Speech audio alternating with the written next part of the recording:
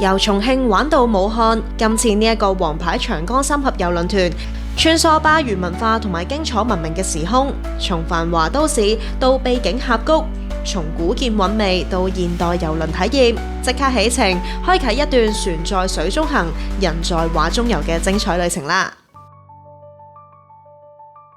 呢一個旅程交通安排盡顯貼心，首先由香港坐直航機直飛重慶，省卻轉機煩惱。喺重慶市區，全程有舒適嘅旅遊巴穿梭各個景點，更加包埋纜車、電瓶車，直達景區核心，省力又舒適。我哋中段旅程將會全程入住5星郵輪，沿住長江順流而下。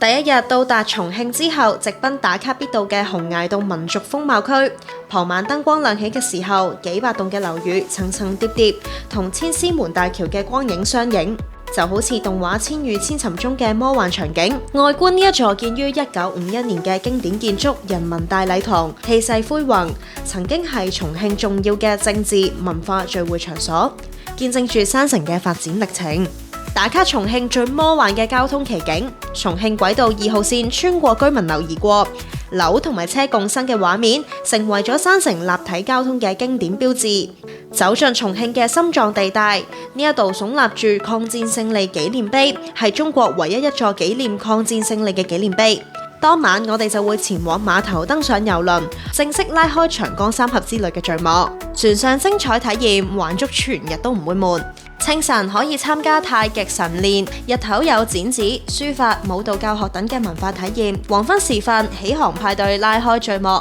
盡情投入熱鬧氣氛。夜晚就可以喺船上電影院觀看三峽紀錄片，深入了解峽谷歷史，或者去 KTV 度高歌。兒童樂園就可以同小朋友一齊暢玩，仲有 SPA、健身室等嘅設施，滿足唔同需求。第3日，我哋會登岸參觀有中國神曲之鄉之稱嘅豐都鬼城，呢一度已經有2000幾年歷史。夜晚我哋會登岸欣賞烽煙三國大型山水實景表演，呢一場視覺盛宴，江水為幕，山巒為景，沉浸式咁感受三國時代嘅豪情壯志。第4日，郵輪會駛入三峽中最短但係最雄偉嘅瞿塘峽，素有葵門天下紅之譽。跟住我哋會駛入以秀麗著稱嘅巫峽。峽長谷深，兩岸巫山12峰錯落有致，其中神女峰最為著名。